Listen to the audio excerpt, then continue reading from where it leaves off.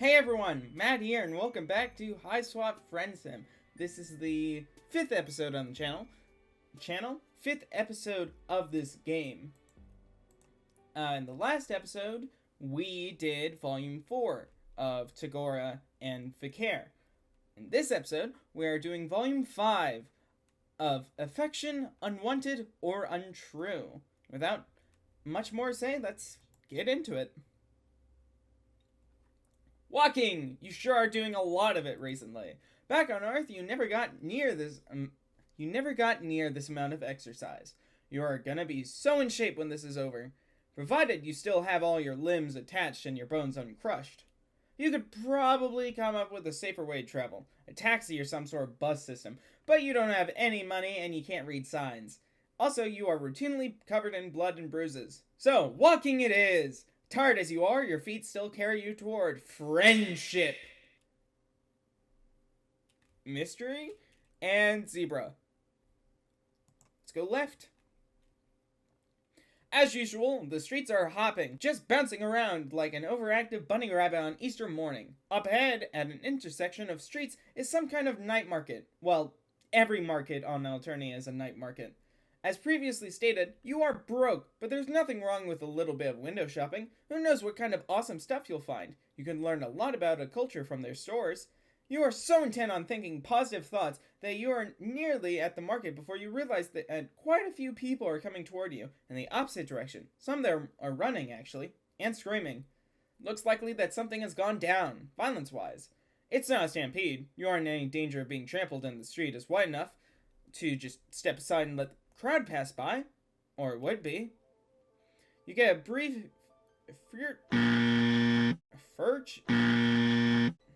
furtive glimpse of a pair of focused yellow eyes under a low-pulled hood. Then a hand grabs yours so tightly the tips of your fingers go numb. With a rough yank, you are pulled into the flow of the crowd. The troll girl, who has a hold of you, speaks quickly and quietly. You have to lean your head in close to hear. We are on a date. You're my mate Sprit, or Moira, whatever you want. We're just a normal couple, out for a night on the town.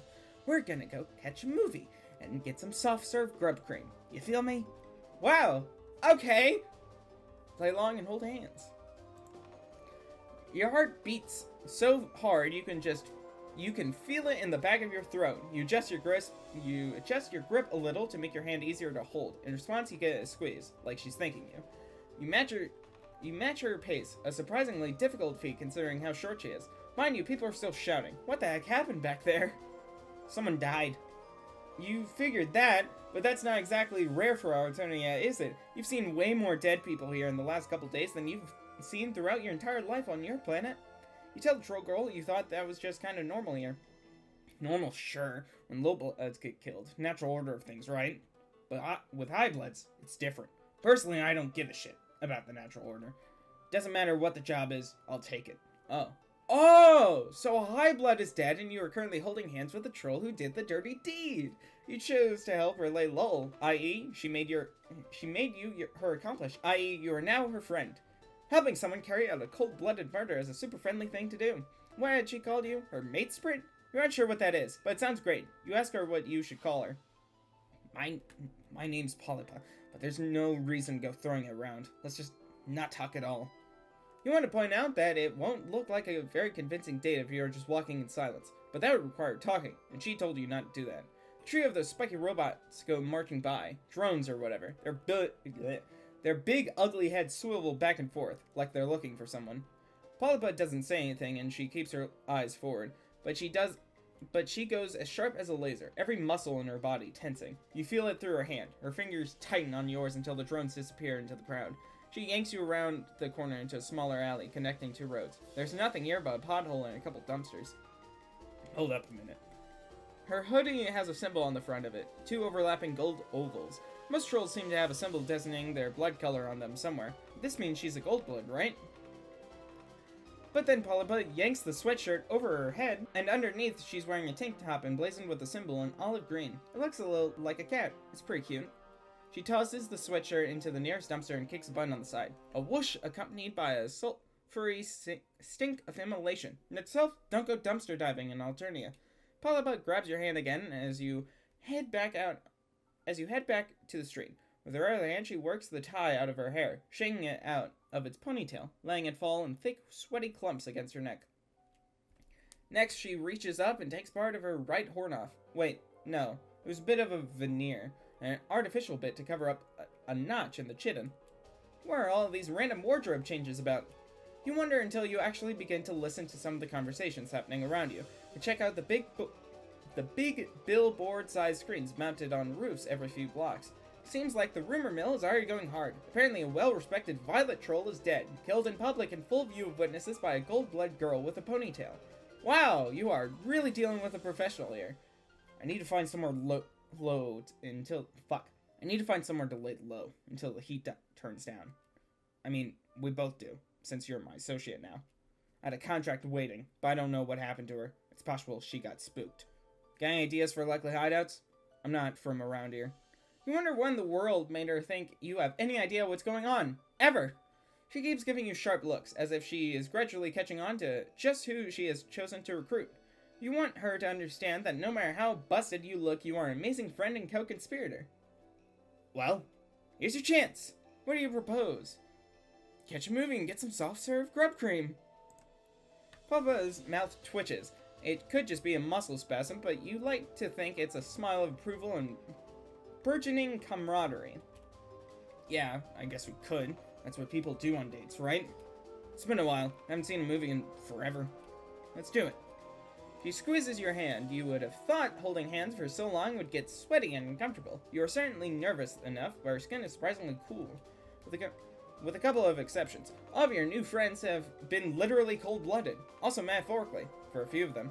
But you aren't going to judge them for their lifestyle choices. That isn't your place as a friend.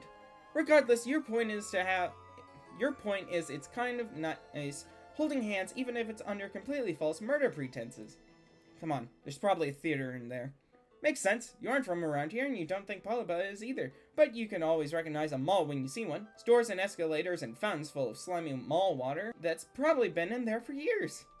The biggest difference between this and an Earth mall is that there doesn't seem to be anyone working in any of these stores. Everything is automated. That and the top floors appear to be reserved for high bloods. Polypa is still holding on to your hand. Gosh, it's like you really are on a real date. This is very, very friendly. As far as you know, you have never been on a date with an assassin before. You can't read the show times and descriptions, and you don't have any money, but Polypa chooses the movie and pays for you both. She tosses a couple of coins into a slot, and the machine spits out 2 tickets. You don't have any soft-serve grub cream, but you are a little too queasy from mingled nerves that excitement currently to deal with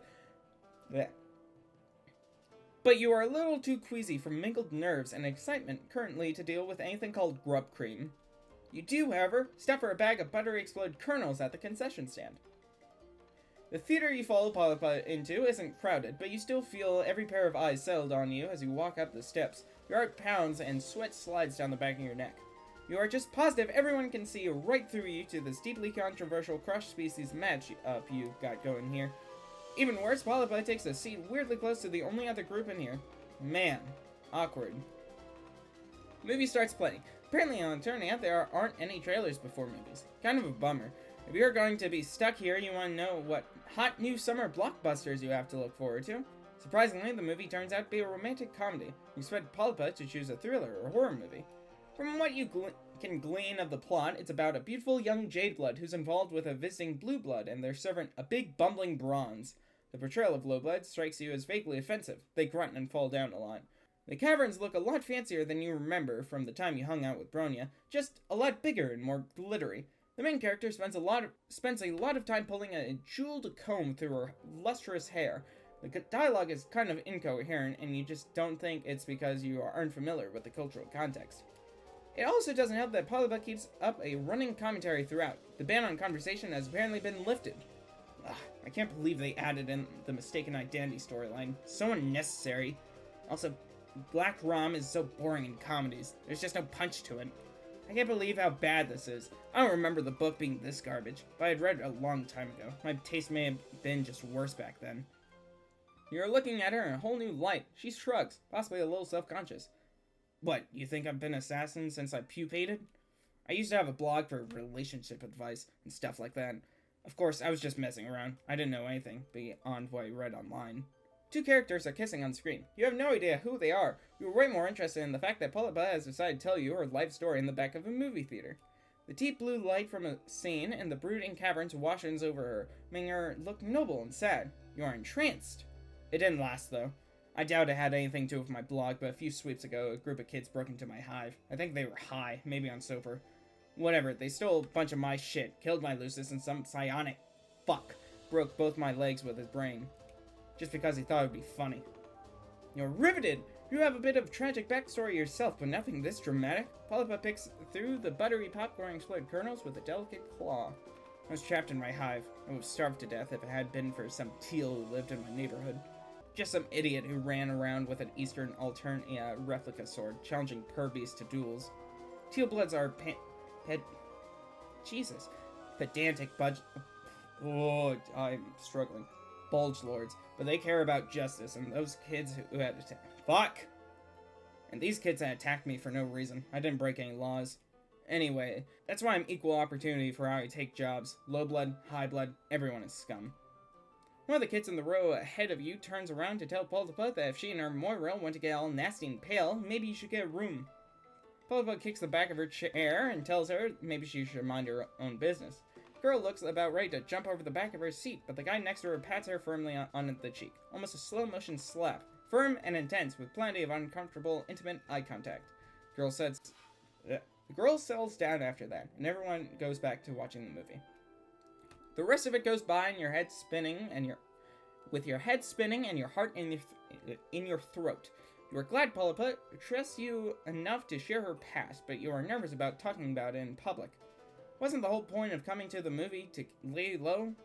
Think about it. When that girl sees the description and the alert, she's not going to be thinking about the noisy olive blood getting all conciliatory in public. It's way safer than skulking around, believe me. Gosh, Polypa really is an expert. You are so glad you got to go on this date with her, even if it was mostly fake. As soon as you are back on the street, Polypa pulls out her phone. Slowly, her face falls. Fuck, that no... Fuck. The little nook licker thought she... Fuck. The little nook licker thought she bailed on me, but according to Chitter, she's dead. They got her. Damn it. I told her to be careful. Her sadness is quickly turning to rage. Vibrating off her in frantic waves, her voice gets louder, too. And people are starting to look your way. Heckling in a theater is one thing. Shouting on a phone about murder is another. This is going south fast, so you gotta calm her down. Deploy shush pep. For lack of a better plan, you copy what you saw the troll inside do with his angry date. You press your palm firmly to her cheek. To your intense shock, she blushes a deep olive green and her eyes slip closed. She leans into your touch as if she is drawing comfort from this tiny little gesture. Then she blinks and pulls away. Listen, I'm technically on the clock right now. Let's be professional. She bites her lip, hesitating. Then she reaches up and repeats the gesture on your face. An unbelievable warmth fills you. Could it be the warmth of friendship? You're a weird-looking double-horn amputee with very few social skills, terrible survival instincts, and both short-term and long-term memory loss. But you're alright.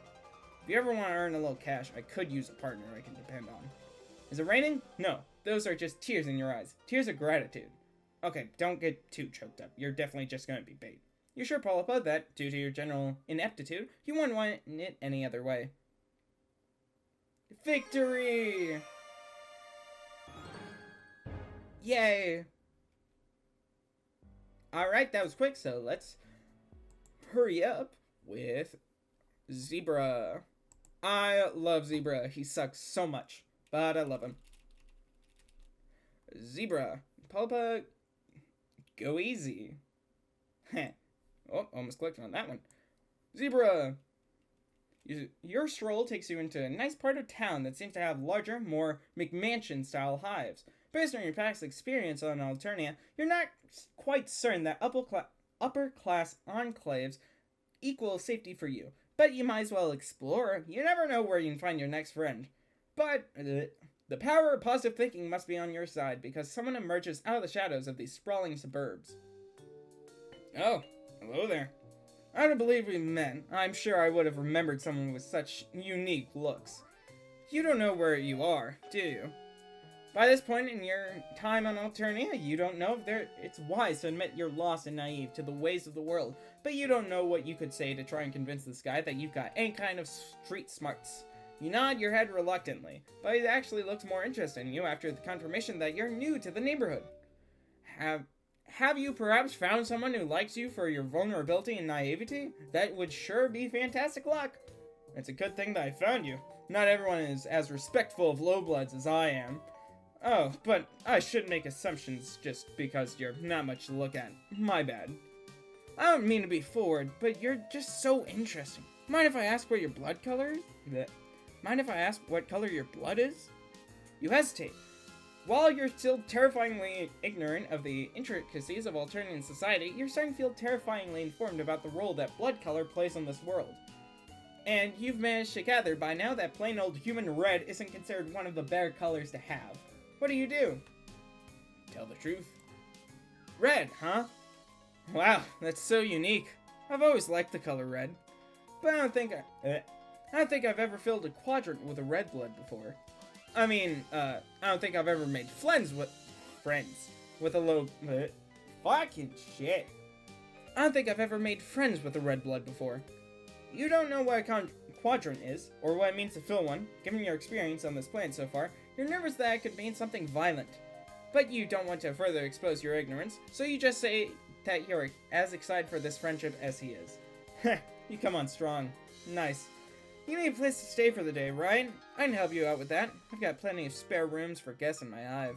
You know, because I believe it's important to help out the undeserved members of the community when you can. My hive is this way, shall we? You follow him down the street. You guess it must qualify as a nice night because you see lots of other trolls walking around here too. Most of them are dressed as nice as Zebruh, and you see a few shabbier looking trolls that must be low bloods walking with high bloods. Today is actually flushed out formation day, so you'll see a lot of trolls taking their mate spricks out to celebrate. Lucky for you, my flesh quadrant is currently empty, so I'm all yours for tonight.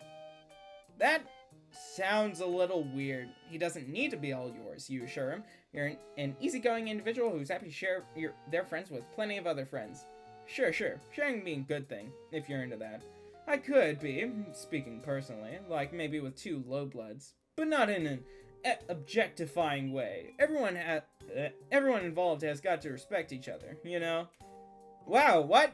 You have no idea what your innocent comment about friendship got taken to this particular place. You decide that maybe the best thing to say here is nothing, because who knows how he might misinterpret you next. Huh. Looks like there are a lot of high-blood, low-blood couples out tonight for the holiday. Pretty unusual to see in this neighborhood, to be honest. It's sad, but most of these low-bloods are probably with their mate sprits because it's socially advantageous. Pretty shitty of the high-bloods to take advantage of that, but not everyone is as socially conscious as I am. I think it's super terrible when high-bloods don't treat their low-blood mate sprits like the queens they are. You look around at the other couples. The class divide is pretty noticeable, and some of the high-blood trolls will have scornful looks on their faces when talking to their low-blood dates. One troll, dressed in Krulian, is making her shabbily dressed mate sprit kneel down so he can give her a ride on his shoulders. It could be a cute coupley thing, you guess, except she's sure laughing a lot and has the heel of her boot pressing into the back of his neck. You don't want to speculate about what people might be into, but it does seem kind of humiliating. Zebruh sees where you're looking and shudders theatrically. In the process of waving his arms around in disgust, he slips an arm over your shoulders. I'm so sorry, you shouldn't have to see something like that. You're trying to think of a tactful and friendly way to move away from his arm around your shoulder, to move away from his arm around your shoulders when you arrive at what must be his hive. It's the biggest, most McMancy hive on the block. When he stops in front of it, he lets go of you to gesture proudly at a sprawling home. Welcome to my hive. Welcome to my humble abode. I feel grateful, you know, to be able to share my wealth with those less fortunate. Whoa, his legs are cut off. When you walk inside the front door, you're greeted by a very distinguished-looking white zebra. It has normal zebra markings all over its body, except for around its neck, where the dark gray zags have formed a shape that looks like a bow tie, almost like it's wearing a suit. You don't know how its zebra face is managing to radiate pure disdain when it looks at you, but that is unquestionably the energy you're getting. Don't mind my Lucis. He's kind of socially old-fashioned. But he lets me keep lowbloods around the hive to help out and stuff, so he's not all bad. Let me give you the grand tour. As Zebruh takes you through the spacious hive, you can see other trolls in several of the rooms. Most of them aren't wearing clothes as nice as Zebrah's. You're guessing these are the lowbloods? Yeah. You're guessing these are the lowbloods he just mentioned? They seem to all be doing chores. Sweeping, cooking, exchanging green slime in troll-sized bathtubs for each other, possibly fresher green slime. Each of them glances up at you and Zebruh when you pass by, then looks differentially away. Zebruh Lucis is following you, and every time you exit a room, it pauses in the doorway to whinny out what could be orders, or possibly is just berating them. You arrive at an empty ballroom-looking space upstairs, where several low-blood trolls are hard at work cleaning up the remains of what must have been quite a party. Zebruh seems to notice you noticing how all the trolls in here are scrubbing the floor, and how they are all avoiding your eyes. See? I told you I take in plenty of guests. I believe it's important to promote diversity, you know? So that's why you don't see other indigo bloods here. Looks like all the guests are busy today. Well, an important part of communal living involves contributing your labor when it's necessary. Right, guys? A few lowbloods mutter an affirmation, while others just put their sponges and mops down to prostrate their whole bodies on the floor. Zebruh looks a little uncomfortable with the bowing, but not that uncomfortable. Doesn't introduce you to any of them. They just don't realize yet that my hive is a sanctuary from the harsh injustices of the outside world. Anyway, enough about my low-blood guests. Let's take care of you, shall we? Perhaps his Lucis has had enough of tolerating your presence, because it takes the opportunity to stop following you and go huff at more of Zebrah's guests. Now, for better or worse, you are alone with Zebruh. You are alone, and Zebruh has turned all of his attention on you. His smile seems very friendly. You want to see it as friendly? The night is still young. I'm happy to do whatever you want to do. If you feel like going out on the town to celebrate Flesh Affirmation Day, I have lots of other friends I could introduce you to. Help you meet the right kind of culture, you know? Or if you're tired, I can show you to your guest room now and we can have a nice night in. Go in, or go out, or stay in. Let's go out! You're not crazy about the idea of being alone with this guy for the rest of the night. Plus, if he's as popular as he says he is, that means more potential friends for you to meet. You tell him you're interested in going out. Cool. That sounds like a great time. I'll just go get ready. Actually, I think I'm more in the mood for a nice quiet night in. Maybe television streaming service and lower the temperature, if that's cool with you. Boy, if that has the same connotations it does it on Earth, it's not cool with you. You stumble through expressing some misgivings, but he talks over you. Great! Sounds like we both feel like staying in tonight. I'm not gonna lie, I'm psyched to stay in and have you all to myself. I just want you to feel comfortable whatever we choose to do. You're not sure why I asked you what you wanted to do, since your preferences don't seem to matter much. My Lucis and my guests have probably prepared a delicious meal for you by now, but let's finish the tour first. I assume you want to see my room. You tell him sure! Bedrooms are a great way for people to express their personalities, and as his friend, you're interested in getting to know him better. He doesn't seem to have heard part of that sentence, but it's okay. Hopefully you got the gist? When you get to this enormous room, it's decorated with posters of musicians on the wall, and what seem to be social justice slogans. One poster has a symbol with clawed hands and several different colors coming together to hold a trident with the word unity underneath it. Another poster features a rainbow of colors ranging from rust to olive green that proclaims him to be a low-blood ally.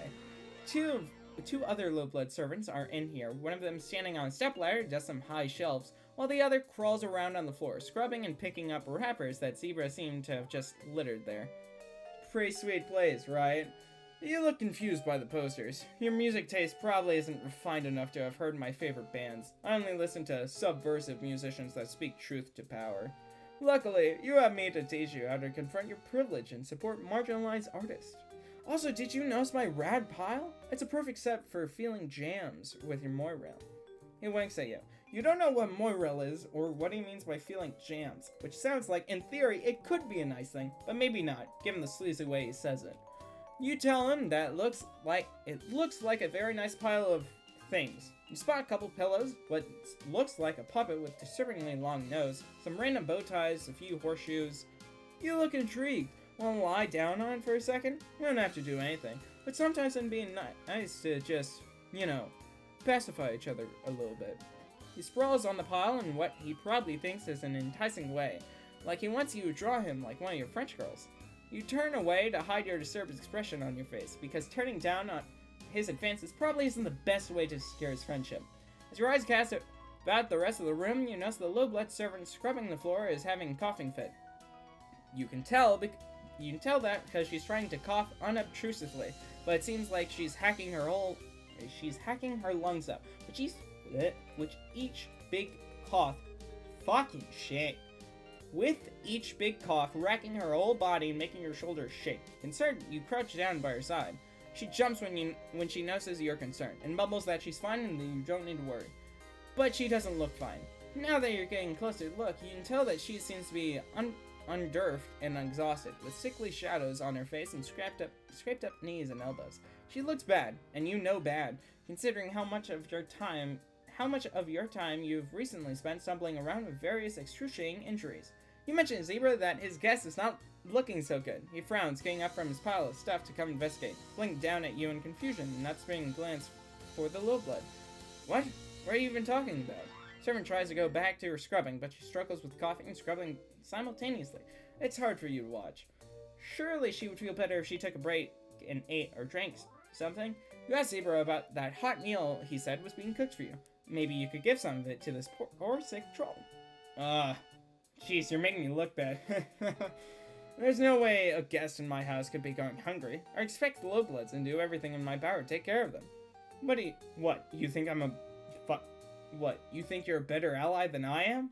Considering your status, or lack thereof, on this planet, you're not sure you count as an ally so much as a member of the oppressed underclass, but you let that slide. You hasten to explain that you didn't mean to criticize him, and you're sure he's doing a fine job at being an ally to low-bloods. Yeah, well, it's not easy. Whatever. Maybe we should go eat now. I don't feel like having a feelings jam anymore. He turns and leaves the room without showing any sign that I'll do something for the sick low-blood. You mouth an apology to her behind his back, and she just gives you a tired wave and goes back to scrubbing. Zebruh leads you downstairs to the dining room, whereas Lucius is supervising a team of low-bloods setting the table with what looks like a 4-course meal. The look on the Lucius's zebra face is now even more disdainful than before, and its bow tie seems angrier. Looks like dinner is almost ready. Cool. Of course, you're probably not going to offer to pay any of it, Of course, you're probably not going to offer to pay for any of it, are you? Figures. Low-bloods, I mean.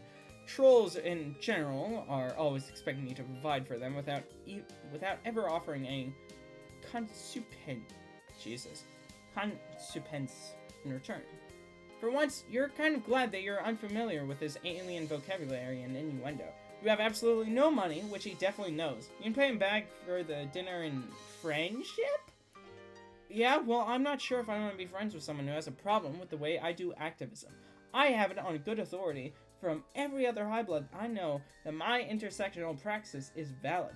You stumble over your words in your haste to assure him that you in no way meant to say he's not valid. You've never met a troll so valid. No one believes in his validity more than you do. Whatever, let's just eat. You both sit down at the table while Lowblood set the table, light the candles, and serve the appetizer course.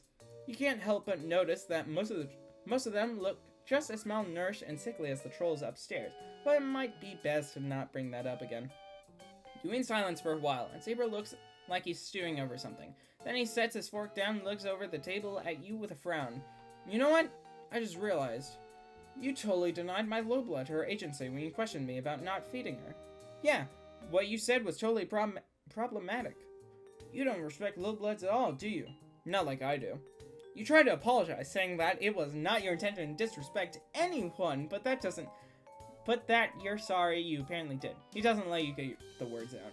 People don't realize how tough it is to be a high-blood troll who believes in social justice. Seriously, I face my own kind of oppression for sitting out and being an activist for low-blood rights. For one thing, I never get the consolation or consupence I deserve. My quadrants are always going unfilled because no one else agrees with my radical views. I thought you'd be different, but you don't get it either.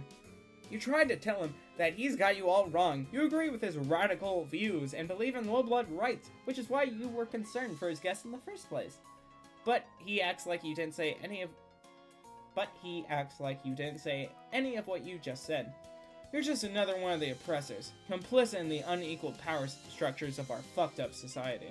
Your lack of awareness of your own privilege really makes me sick. You must think you're so oppressed with your red blood and multiple injuries. But what you're doing now, rejecting me and criticizing me, it's really exactly the same as what subjugulators do to the low-bloods they cull. You probably deserve whatever shitty position you have in society. Unlike me, I deserve to have this nice house and low-blood servants and full quadrants for being such a good activist, okay? Standing up now, advancing on you with a zebra stamping its hooves threateningly at his side. You scramble back, trying to make your way to the front door. It's tricky because you have to step all around all the low-bloods who seem to feel strongly that they should get away from Zebruh when he's angry. You don't make it to the front door fast enough on your own. With a terrifying equine scream, Zebruh's Lucis rears up its hind legs and strikes you with its hooves, battering you through the front door and breaking some of your recently healed ribs again. Take your privilege and offensive views and get out. Anyone who doesn't respect low bloods is now a welcome guest in my hive. Game over. It would behoove you to stay away. So that was not the right option at all. That's my bad. Skip Zebruh. Skip.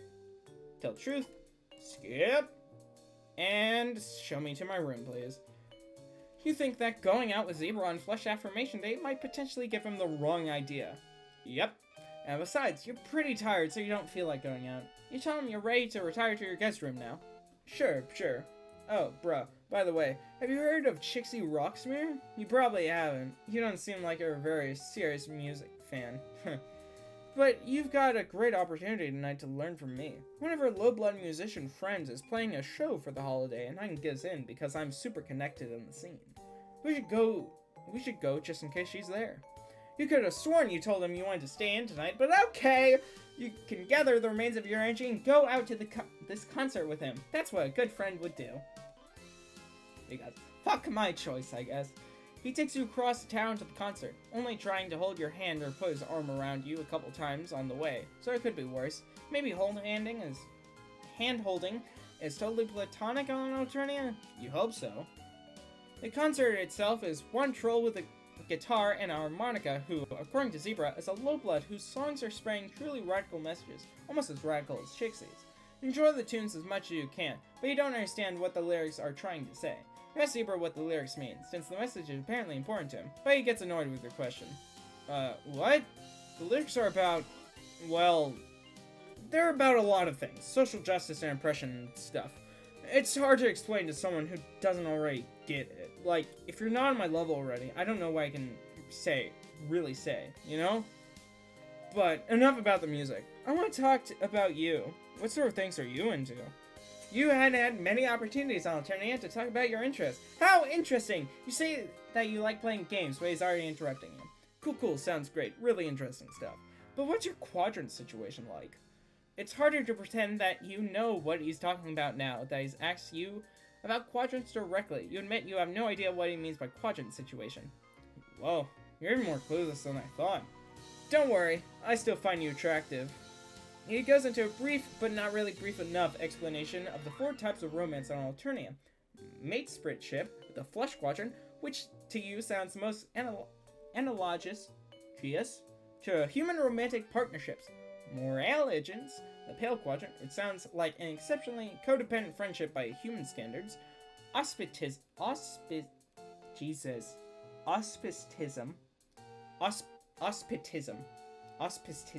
Fucking shit. That word. The Ashen Quadrant, which you don't understand at all. And Gizmatude, the Black Quadrant, which just sounds like repeatedly hooking up with someone you hate. You're fuzzy on the details of all 4 of these, but you understand enough to get that he is asking if you're single. You tell him that you, really just want to be friends. Of course, I super respect your choices. If you ever want to change your mind, I'm right here. And being in a quadrant with an influential, yet sensitive, and socially aware indigo blood like myself could make it a lot easier for you to survive and thrive on Alternia. Wasn't he criticizing that kind of high blood, low blood, socially advantageous relationship just a few hours ago? It wouldn't be very friendly of you to point out his hypocrisy, so you don't mention it. After another song, another troll at the club sidles up to Zebruh and whispers something in his ear, then skulks off again. Zebruh looks alarmed, glancing around him and edging towards the club exit. I just got a tip that there's about to be culling at this concert. We should get out of here. You definitely agree with him about wanting to get out of here. You look around at the rest of the audience still enjoying the show. You and Zebruh are the only ones getting ready to leave. Is he going to warn any of the other trolls here of the danger? Oh no, definitely not. If I were to warn any of these low bloods that a culling is coming, that could mean risking my life too. Not that I've ever tried, but everyone knows that. The high bloods here will probably be fine though. We've got each other's backs. It's important to look after your comrades in the struggle. Sure enough, you can see that the other trolls here, who, much like Zebruh, stand out because they're wearing nice clothes, are casually but urgently leaving the concert venue. Low bloods are also clapping and singing along with the singer on stage. No one's giving them a tip-off. Come on, we've got to scram. Two of you abscond, getting away from the music club as fast as your legs can carry you. By the time Zebruh decides it's safe to slow down, you are tired and out of breath. Looking around, it seems you've arrived back in the high blood part of town. You wonder if drones have descended on all those trolls at the club by now, and you just can't hear it because this neighborhood is too far away, closed off and sheltered from the violence. Phew, that was a close one. Going to low-blood cultural events like that can be dangerous, but it's one of the risks that you have to take if you want to be an activist. I can't tell you how many times I've risked a culling to fight for low-blood rights. Civil disobedience is the only way to fight the authoritarian side. He turns to you and takes one of your hands in both of his, looking deep into your eyes. I just think it's cool. I just think it's so cool how you supported me back there when we risked our lives for the cause. That's probably the best way you can contribute as an activist and ally, you know? By supporting me. And speaking of activism, we were talking about quadrants earlier. Let's get back to that. This guy just doesn't want to take no for an answer. Once again, you reiterate that friendship is what you're looking for here. He nods enthusiastically and squeezes your hand tighter. Fuck yeah, I love friendship. I've always believed that a strong friendship is the best foundation for any successful romantic relationship. And many trolls start by being friends first and enter into a quadrant later. Even if you try to be friends but then fight too much, that can still prepare you for a collegianus quadrant. Either way, the thought of being your friend makes my blood pusher beat a little faster. Sure, you say if what we're doing is extolling the benefits of friendship, then boy do you have some things to add to his list. For instance, friendship can give you a sense of platonic companionship with your fellow men, and friends can also come in handy when you need someone to help you move, or take you to the airport, or other non-romantic activities. You think friendship is a great thing to pursue for its own merits. Friendship is so great that once you have it, why would you want anything more? Hell yeah, totally. You're so right that friendship is a great first step. Did you enjoy that concert tonight? Did it persuade you to be an ally for low blood rights? You think that going by your blood color and how often you have almost gotten killed by those more powerful on this planet, you're more likely a member of the oppressed underclass than you are an ally. But you decide not to split hairs and just tell them that yes, you'll be an ally to yourself. That's fantastic. I'm so happy to hear it. If you're an ally to low bloods, then I'll allow you to be my mate spread. Friend, you correct him. You can be his friend. Right? Sure, yep. I meant to say friend. He lets go of your hand finally, which at least counts for a partial victory, and winks. Victory! Yay! Great! Alright, and that was Volume 5 of Hiveswap Friendsim. That will be all for today's video. In the next video, we will go into 6, and so on, until we complete this game again. I am thinking, partially, about skipping Pester Quest, just to expedite the process of Friendship 2. Friendship 2? Friendsim 2. Though Friendsim 2 is obviously a sequel to both Hiveswap Friendsim and Pester Quest. So, yeah. Anyways, end of video. If you liked it, like it, and if you want to see more of my content, make sure to subscribe. Stay tuned for the next upload. Yeah, that's gonna be it from me today. Hope you have a good day and do what you do best. See ya!